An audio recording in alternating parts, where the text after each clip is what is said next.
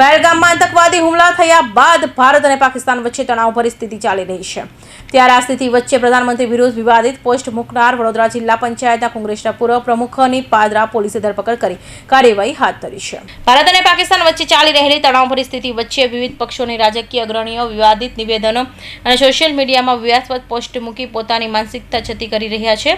ત્યારે વડોદરા જિલ્લા પંચાયતના કોંગ્રેસના પૂર્વ પ્રમુખ ઘનશ્યામ પટેલ એઆઈનો ઉપયોગ કરી પ્રધાનમંત્રી વિરુદ્ધ વિવાદિત પોસ્ટ સોશિયલ મીડિયામાં મૂકી હતી। આ બાબતે પાદરા પોલીસના ધ્યાનમાં આવતા તેઓ સામે ગુનો દાખલ કરી કાર્યવાહી હાથ ધરી હતી। આજે પાદરા પોલીસે કોંગ્રેસ અગ્રણી અને વડોદરા જિલ્લાના પંચાયત પૂર્વ પ્રમુખ ઘનશ્યામ પટેલની ધરપકડ કરતા વડોદરા શહેર જિલ્લા કોંગ્રેસમાં ચકચાર મચી ગઈ હતી।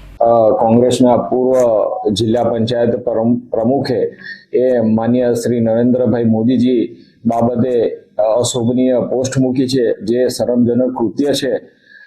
તેમની આ પોસ્ટથી એ કોંગ્રેસનો પાકિસ્તાન પ્રેમ છતો થાય છે। આજે કોંગ્રેસના કારણે જ દેશમાં આતંકવાદ વકર્યો હતો અને આતંકવાદને માન્ય નરેન્દ્રભાઈ મોદીજીએ જડબાતોડ જવાબ આપ્યો છે અને સમગ્ર દેશમાંથી આજે જ્યારે આતંકવાદ નેસ્તો નાબૂદ થઈ ગયો છે, કોંગ્રેસ આ સહન કરતી નથી અને તેમનો પાકિસ્તાન પ્રેમને કારણે જ ઘનશ્યામભાઈએ આ પ્રકારની પોસ્ટ મૂકેલી છે। મળેલી માહિતી પ્રમાણે કોંગ્રેસ અગ્રણી ઘનશ્યામ પટેલે એઆઈથી પ્રધાનમંત્રીની ઇમેજ તૈયાર કરી હતી અને પોસ્ટ સાથે લખ્યું કે આને દેશમાં સાચા અર્થમાં પ્રજા જોવા મળે છે।